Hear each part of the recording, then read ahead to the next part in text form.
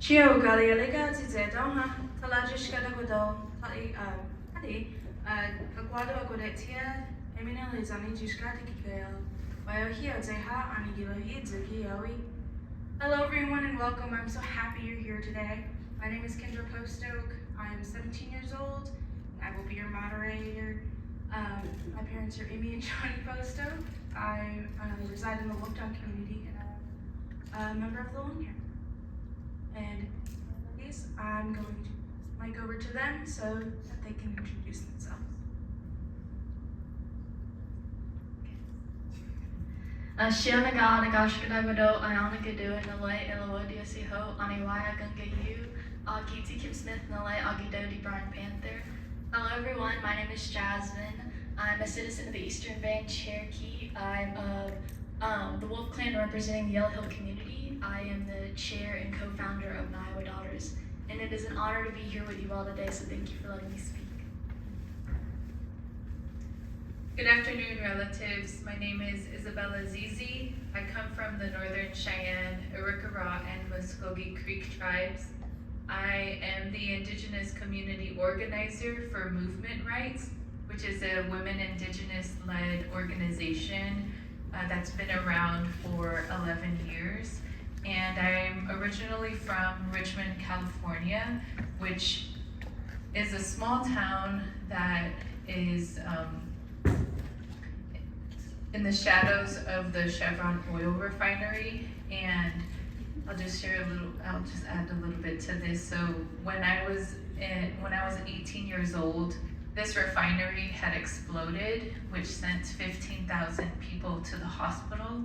And with the hospital visits, there were respiratory ailments, nausea, headaches, and even other vomiting that was happening because of the toxins that were in the air. And it was because of this explosion that really made a huge impact in my life, where I had decided to take this initiative forward and make sure that I could do whatever I can as an Indigenous young woman at the time to ensure a beautiful, healthy, and safe future for the next generations to come. And I'm very honored to have been invited by the Iowa Daughters as a guest here. Mado. I would like to get into what our panel is and what it encourages. This panel explores the sacred significance of water to the Cherokee and growing movement to protect the waterways of the southeast of the Lone Person. With its head resting in the mountains and feet touching the sea, panelists will share their experience behind the Honoring Lone Person movement and the successful passage of the first all-female-led and second youth-led Rights of Nature resolution in January 2026. Led by our very own Iowa Daughters, speakers will discuss the community organization, cultural teachings, and intergenerational leadership, and advocacy efforts that led to this historic milestone, as well as the iconic work continuing today. Our first question will be for Jasmine.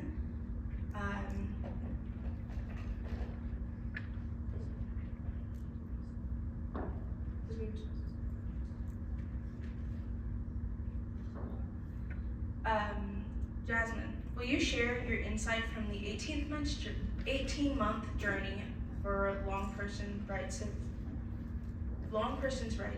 to be recognized? So just to give a little background, because I don't know how many of you know what Iowa Daughters is. It is a youth-led organization. We primarily focus on community engagement, leadership development, and cultural learning. And we're housed under our Cherokee chapter of Iowa, so we work with them a lot. But to give a little background, we started this Rights of Nature effort through Bioneers, an environmental organization. We came to this work through a webinar on these efforts, and then our first active policy was through a public policy comment in protection of the eastern hellbender, our tuwak, our aquatic relative. And after that, we actually had a community input night for that, and we had over 50 participants in it, standing room only. So it was a really big, important moment for our community to be advocating for our relatives. And then after that, we decided we wanted to continue through these efforts, and we all understand as Indigenous people, water is life. We are centered around that being, and we knew that if we wanted to create change and advocate, we had to advocate for our natural beings, being that vessel for them. And so we started with our Long Person resolution in partnership with the Earth Keepers and Natural Resource Department and the Cherokee Youth Council. We knew we had to drive this through community. This is a community responsibility. And so we had, over the 18 months journey, we hosted community input nights with several participants, getting them educated on what this is and how it's rooted in our ancestral ways. We've always known that our natural relatives are people in our community, and it is our job to advocate for them. And then we also hosted tabling events at football games, and we had a survey that we had community members fill out with a 97% in support and the other 3% supporting with questions. And so you can see that our community is behind this, and we all understand the importance of our water. And what else do we do? We've also been doing a lot of panels for this, educating our community on this. And our biggest takeaway is once people knew about this, they supported it. Because inherently it is what we do as Indigenous people, to advocate for our natural relatives. And to talk about the day, it was January 8th, 2026. So very recently, and we had all of our community come out and support. We had standing in the hallway of the council house, and we had NIWA there and Natural Resource Department, all community members supporting this. Like our council member Chanel Feather said, that moment from Res Dogs, when you could feel the ancestors' presence, that is what the day was like. You could feel the ancestors in the room, and that is what carried us throughout this resolution. I think understanding that this work is not for us, it is to honor those who have came before us, for us to be able to stand here today and advocate, but also doing it for the future generations. It is for that great-great-grandchild that I will never get to meet, but knowing that I did everything in my power to make it a better world for them. So, thank you. Washki, Jasmine, and it very much is for the future of our people. Our work, the work that you even are putting in today, is for the future generations to come. So, I would like to ask Izzy, what do you see at the international level of rights of nature? I got to read this question about a couple days ago, and I thought, oh my goodness, I have to represent the international movement. I was like, let me sort through my brain real quick to see what I can pick out. But what really came out or came forward for me, back in November, I was invited with my job to go to the United Nations framework on the conference on climate change in Belém, Brazil, and that was in November of last year. And this conference had been going on for 30 years. This is where all governments around the world come together to negotiate on the climate impacts, and they're supposed to decide to meet goals, like where they need to meet goals with one another to ensure that there will be a livable future for those to come. And unfortunately, within these 30 years, there has not been a negotiation to phase out of fossil fuels. So the fossil fuel industry is heavily involved and incorporated into these kinds of negotiation spaces. And I just kind of want to give you a picture about this. So I had learned that there were about 1,500 fossil fuel lobbyists who had gotten accreditation badges to go inside of this conference. And there were about 1,000 indigenous peoples from not only South America, but all indigenous peoples who were present. So there were more fossil fuel lobbyists than there were indigenous peoples. So that means that the indigenous voices were being outnumbered and the fossil fuel lobbyists were being uplifted. And the space that we were in was pretty much in the heart of the Amazon. And indigenous peoples were actually faced with heavy barricades and police presence in that space, both outside and inside. And all they wanted to share was their knowledge and their traditional stories and their traditional connections to Mother Earth and the responsibilities that we and all indigenous peoples understand to move forward. And so from this negotiation, there were countries, about 90 countries, who had decided that we needed to have a conference specifically about phasing out fossil fuels. And this is not a negotiations conference, but it was a conference for people to start, or countries to start engaging in these conversations. And so I bring this up because this does connect right back to rights of nature and understanding that, you know, nature is not separate from humanity. Like, we are all one. And when we raise the recognition of Mother Earth and the messages that she has for each one of us, there's like this responsibility of ensuring that those who have the knowledge, those who have the presence, and those who have made those initiatives and are putting them in place are uplifted in ways that should be included in those negotiations.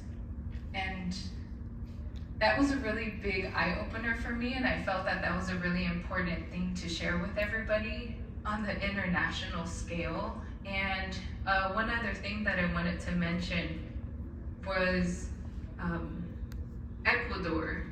Does anybody know about Ecuador including rights of nature, rights of Mother Earth in their constitution? Yes. For those who don't, please raise your hand. Okay, so back in 2008, I'll just do a little debrief. Back in 2008, Ecuador became the first country in the entire world to include the recognition of Mother Earth, or also known as rights of Pachamama. And because of this inclusion in the Constitution, back in 2021, there was a court case with these cloudy mountains, actually very similar to here, where there was a mining company that had discovered these two frogs that had been thought that they were extinct. And so because they found those frogs, there was a rights of nature court case to ensure the protection of these two frogs that had went on for quite some time. And it was because of the recognition of those frogs living in these cloudy mountains that, one, the mining company actually stopped. They were no longer able to move forward because of the flourishing, regenerative, and life expanding livelihood of these frogs. And so I have chills thinking about that, because although they may seem small, they are a huge part to that system of life in those mountains. And that's really important to just recognize that this movement is not just a pen and paper. It's like long-term for those who aren't able to speak and those who aren't able to be in the rooms that we are in.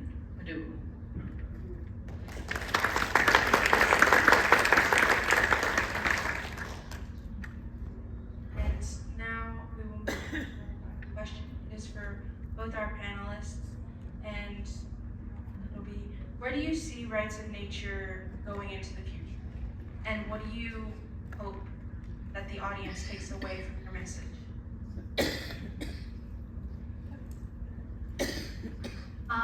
So we always have this joke in our group, 18 months after all of the work that took place, we thought when the resolution passed it would kind of go down. No, it keeps going. I think for rights of nature in the future, it's one of the fastest growing movements across the globe. And I think for Iowa Daughters, right now at least, we've been trying to get more national outreach about our efforts and the importance of rights in nature. We've been invited to speak at several conferences, Pioneers. We're going to Oregon in September. We just spoke at the United Nations talking about these things, and all those things are great, but for me it's the work we get to do in our boundary. It's empowering our tribal members to be water protectors, letting them advocate for their natural relatives. The beautiful thing about rights of nature work is how intentional it is. Everything we did for the long person resolution was wanting to be done the right way. On the resolution day, we brought in pots made by beloved women, pottery pots, filled with water from the Oconaluftee, our river, because we knew we couldn't advocate without water in the room.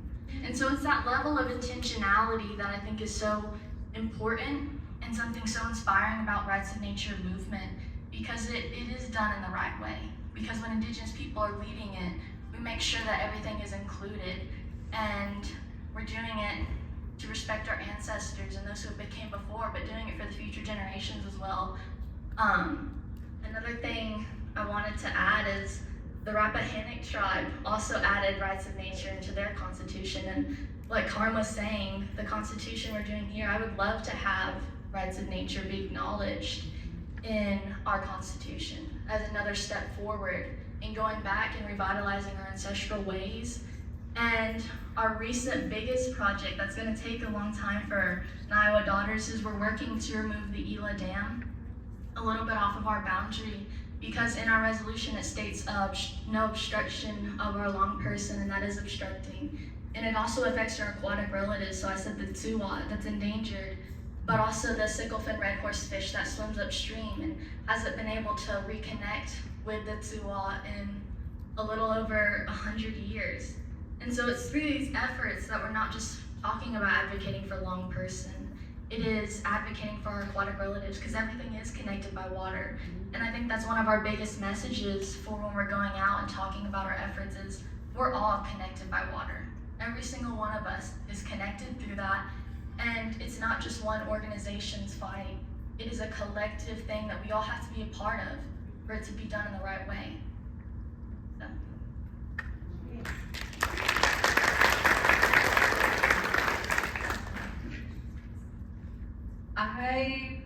I feel like the future of rights of nature is already here.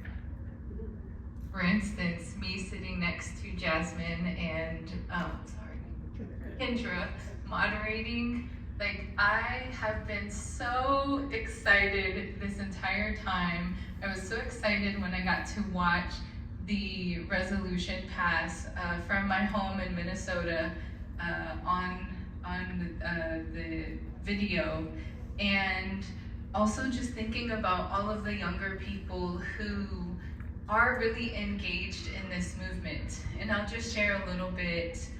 When I first learned about rights of nature, I was in my early 20s, probably just turned 20 or 21, and I didn't know any young person at that time. So I turned to the elders, I turned to those who were already part of these movements. And I started to understand that I needed to reconnect myself back to Mother Earth in ways that was taken away from me because of colonization, separation, and assimilation. And so fast forward to now, there's a lot of younger people who have this understanding of rights of nature, and there's so many possibilities.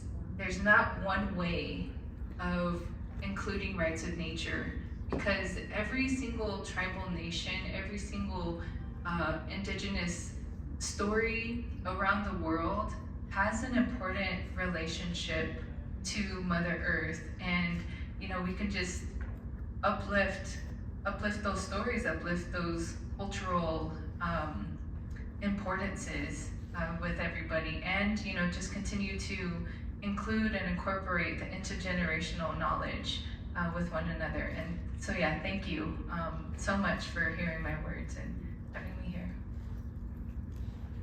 Well, thank you guys. We'll give them a round of applause.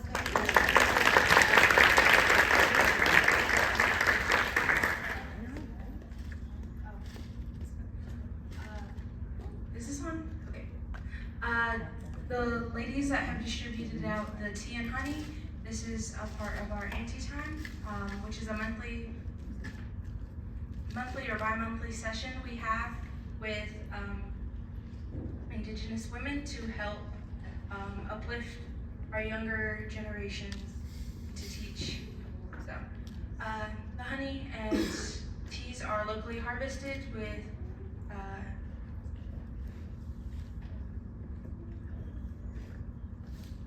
the honey was given to us by Taking Crow, where we learned how to process and I'm so sorry to can them as well. And with the tea, it's made from our locally harvested herbs. Chiki, thank you. Please. So a part of the NT time is we've developed swag, and so this is our cups that we give to our speakers. It has a bunch of little things like, she's got beads, boundaries, and a burn bear. Or where's the one that's my favorite? Act right, we got ancestors watching. So just little things. So this is one of my favorite projects. That intergenerational knowledge sharing is a big aspect of Niwa Daughters, and the understanding that we're still learning as youth, and having our elders and our important tribal council members come and teach us. So yeah.